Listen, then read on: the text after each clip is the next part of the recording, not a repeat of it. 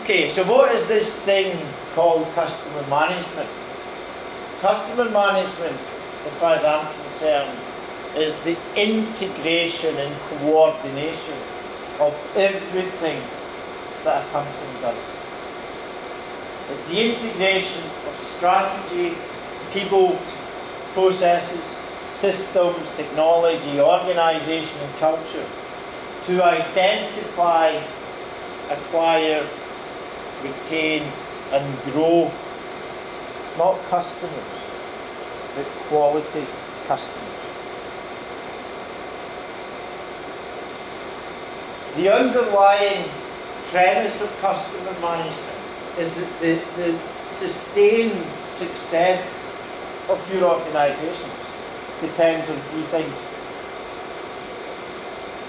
Depends on the quality of your customer base, the strength of the relationship you have with those customers, and your ability to leverage that relationship. Okay, to reinforce this, here's a wee diagram that you might find useful in terms of thinking about your customer base. And this is the way I operate my own business. And I don't overcomplicate it. I just keep it simple. But that diagram is firmly entrenched in my brain, and it drives everything that I do. And basically, what I do is to classify my customers according to two main criteria. The first one is the attractiveness of that customer to me. Not in terms of how good looking they are, but in terms of what is the immediate sales potential, what is the medium to long term sales potential, what is the profit potential, because we can sell a lot but maybe it's not a profitable customer. So you agree the criteria that you're going to use, and then you try and rank your customers in terms of attractiveness. And then you've got the probability of success. So you can have a very attractive customer, but your likelihood of winning and retaining that customer's business might be quite low, because there's an incumbent supplier there, yeah? Or you might have a high probability of success. You with me?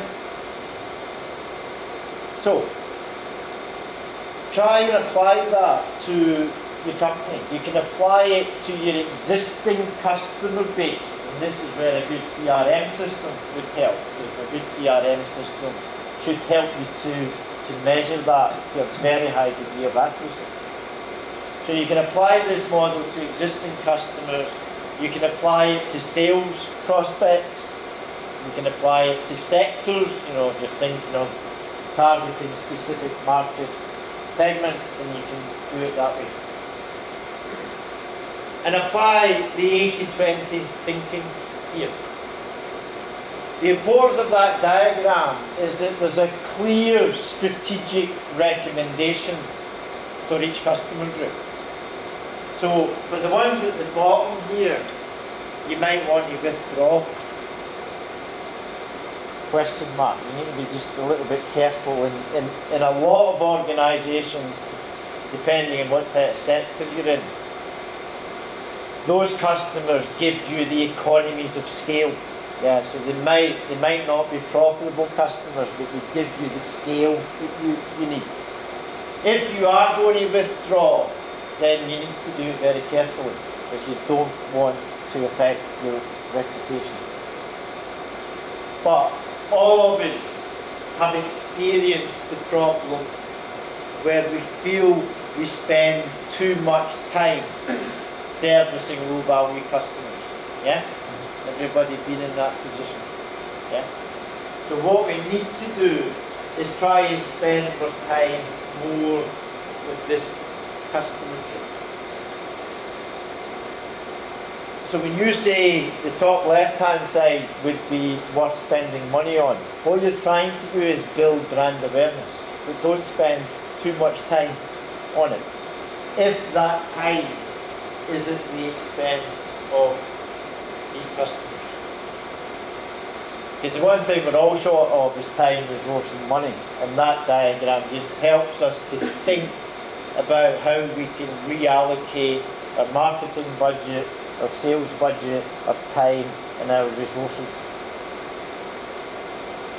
Okay, so what is this thing called customer management or CRM?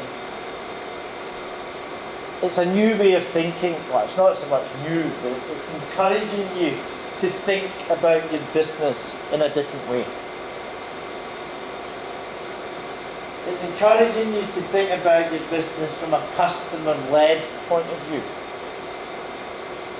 And the way I like to describe that is the difference between thinking from the outside in as opposed to the inside out.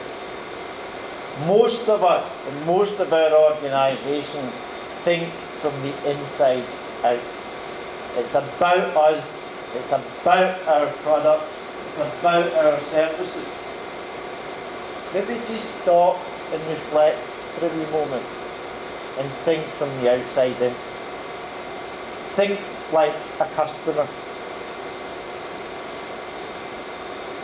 And sometimes when you do that, it helps you to get into the right mindset. Know your customers. How well do you know your customers? I'll come back to that in a wee minute. And again, that's a strong argument in favour of a really robust CRM system, that it should provide you with lots of information about your customers. It's about integration and coordination. It's not just about a CRM system. It's about everything the organisation does. New performance metrics. Let me ask you this. How do we measure the performance of our business? Sales growth, profit growth, assets, liabilities, yeah? All that stuff's in their accounts.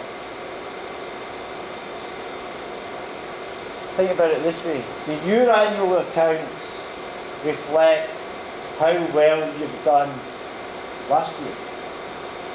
But how good a predictor are they of how well you'll do next year?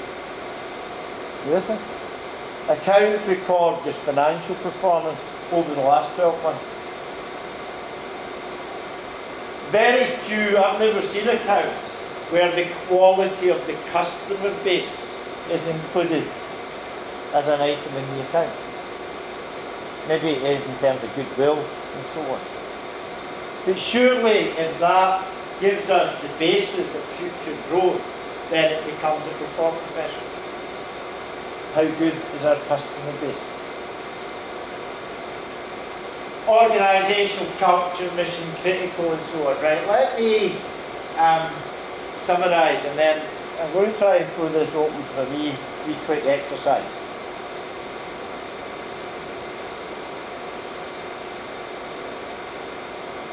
How many of you have heard the term competitive advantage? Yeah? If anybody's studied business or an MBA, you'll have Michael Porter and competitive advantage thrown down your throat. Yeah? We're not in business to beat the competition. We're in business to deliver exceptional levels of value to our customers. And by doing that, we will easily beat the competition. Are you with me? Become paranoid about your customers. Don't become paranoid about the competition.